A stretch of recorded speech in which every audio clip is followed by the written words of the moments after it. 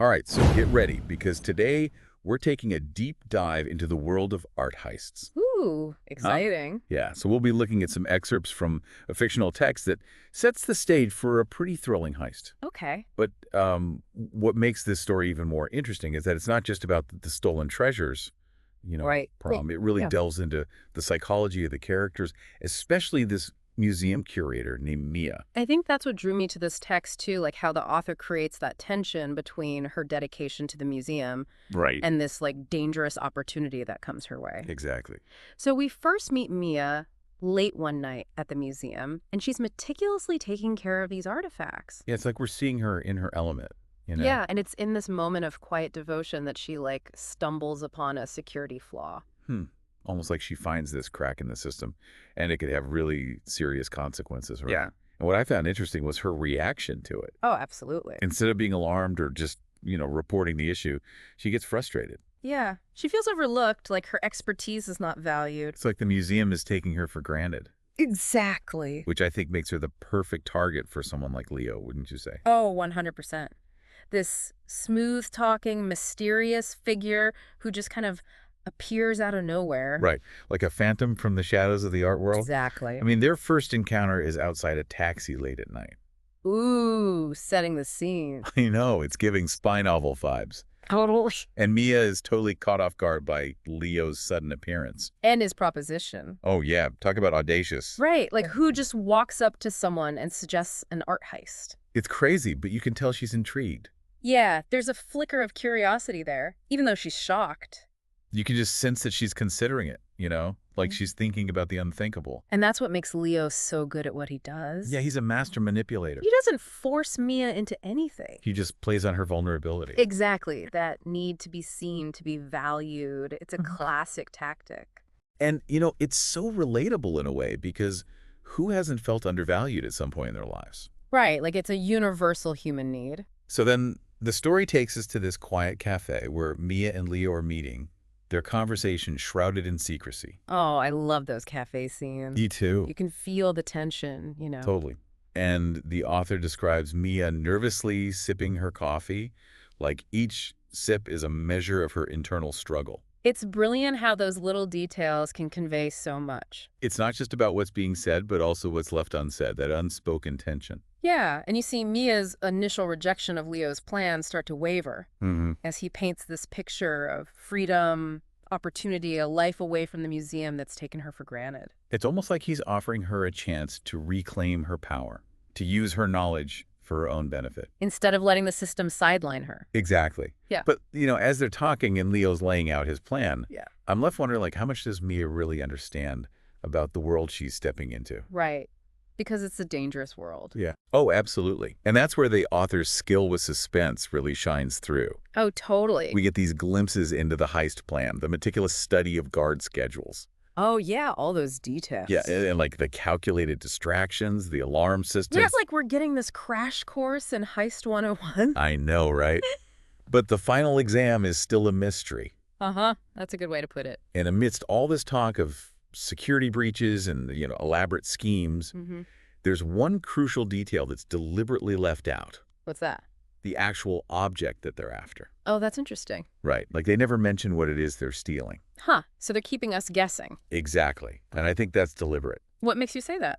Well, by not revealing the target, the author shifts the focus from the material value of the object to the motivations of the characters. I see. It makes us ask, like, what could be so compelling, so alluring, that it would tempt someone like Mia to risk everything she's worked for. I mean, think about it. She's dedicated her life to this museum. I know. It really makes you wonder what could be worth that kind of risk. For sure. So we've set the stage, introduced the players. And glimpsed at their motivation. Right. But the heart of the story lies in the choices they make. And the consequences that follow. Exactly. This is getting good. I know, right? I can't wait to see what happens next. Me too. So let's take a quick break, and then we'll dive into the next part of the story. You can leave to me. All right, we'll be right back after this. See you soon. Okay, so as we delve deeper into Mia and Leo's world right now, The story starts to focus more on their relationship. Oh, yeah, like the psychological dynamics between them. Exactly. And the cafe becomes this, like, secret meeting place for them. Oh, it's so cool how the author uses this ordinary setting, you know? Like Yeah. they're just sipping coffee, blending in with the crowd. Right. Totally normal. But at the same time, they're planning this incredible crime. It's such a great contrast. And while they're discussing, guard rotations and alarm codes. The author starts to reveal more about Leo's past. Oh, yeah, like little hints here and there. Like breadcrumbs. Exactly. And we're left to piece together his backstory. It's like a puzzle. We see his messy apartment with blueprints everywhere. And that old photograph, right? Yeah, the one that suggests he might have pulled off a successful heist before. It's almost like a trophy. Maybe. But there's this interesting contradiction with Leo. What do you mean? Well, on the one hand, he's super confident, Oh, yeah, for sure. like he's totally in control. Right. But then there are these moments where doubt creeps in. Oh, interesting. Yeah, like cracks in his facade. So you're saying he's not as confident as he appears? I think there's more going on beneath the surface. Makes sense. And he even mentions that this job is different, riskier than others he's done. Oh, so he is feeling the pressure. Yeah, and there's this one part where he questions Mia's ability to handle it. Oh, so he's doubting her. It makes you wonder if he really trusts her, That's a good point. Like maybe he's starting to regret choosing her as his partner. I mean, she doesn't have his experience. Exactly. And as the heist gets closer, Mia's anxiety starts to build. It's like she's having second thoughts. Yeah, she's realizing what she's getting herself into. The weight of her decision, right. And the author captures this so well. Like, you can almost feel the pressure on her. Totally. It's not just the fear of getting caught, but also, like, the betrayal of the museum. Yeah, she's about to violate the one place she's dedicated her life to. And there's this detail about her tossing and turning the night before the heist. Oh, yeah, I remember that. It's so relatable, like that feeling of no turning back. We've all been there. But while Mia is struggling with her conscience, Leo seems to be withdrawing into himself. Like he's shutting down. Yeah, almost like he's using his past experiences as a shield. Against the uncertainty. Exactly. That's interesting. Maybe Hess trying to convince himself as much as Mia that everything will be okay. I think you're right. But we, as the audience, we see those cracks in his composure. We know something he doesn't. It's like the author's hinting that maybe his past isn't as glorious as he makes it out to be. Oh, good point. And it keeps us guessing, Definitely. It adds another layer of suspense. Like, is his experience a strength or a weakness? Right. Will it help him or hold him back? Exactly. And as we head into the final part of our deep dive, that question just hangs in the air. Ooh, I can't wait to see what happens. Me neither. It's going to be good. I have a feeling this is where things get really interesting. Yeah, like now that they're actually going to try to pull this off. Buckle up. Things are about to get intense. Let's do it. We're back, and the moment has arrived. Mia and Leo are about to enter the museum, but not as curator and visitor this time. Oh, no. This time, they're thieves. Wow. Yeah, that's a pretty stark contrast. It really highlights how complex their situation is. Absolutely. And I love how the source material emphasizes this change through imagery. Oh, yeah. Yeah, we see Mia moving through the museum, but instead of that reverence and care she usually has, Right. It's all calculated stealth now. Like she's a completely different person. And her knowledge of the building, which was once a source of pride, Right. now it's like a weapon. It's almost like she's seeing the museum with new eyes, right? Yeah, eyes that are focused on this one goal. And the author really captures that feeling of adrenaline, the heightened senses. Like every little sound, every shadow could be a threat. Right. It makes you feel like you're right there with her.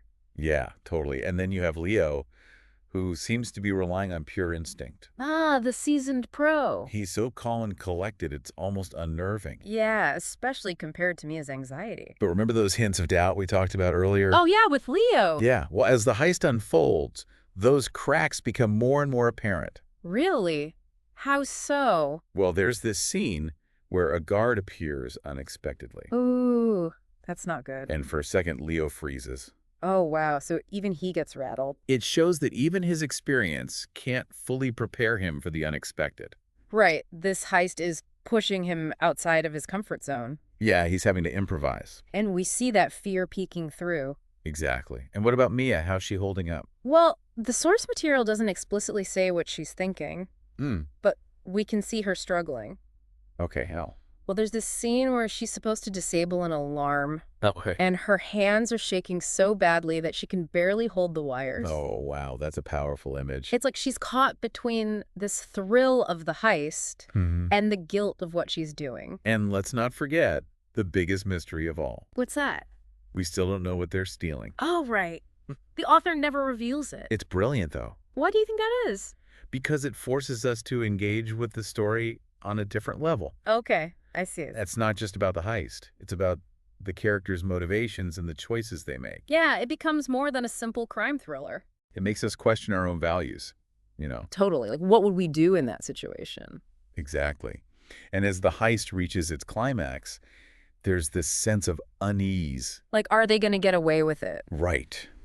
Will their plan work, or will it all fall apart? And what will the consequences be? That's the big question. Will it be worth it in the end? The author leaves it open-ended. So we don't know what happens to them. Nope, we're left to wonder. That's interesting. But even without a resolution, this deep dive has been so thought-provoking. Oh, yeah, it really makes you think. About ambition, desperation, the compromises we make. And the choices we face. It reminds us that the most valuable treasures aren't always material. Sometimes it's about the lessons we learn and the paths we choose. Exactly. Well, I think that's a great place to wrap things up. I agree. This has been a fascinating exploration of art, crime, and moral ambiguity. And it's definitely left us with more questions than answers. But that's the beauty of a good story, isn't it? Yeah. It stays with you long after it's over. Thanks for joining us on this deep dive. Yeah, this was fun. Until next time.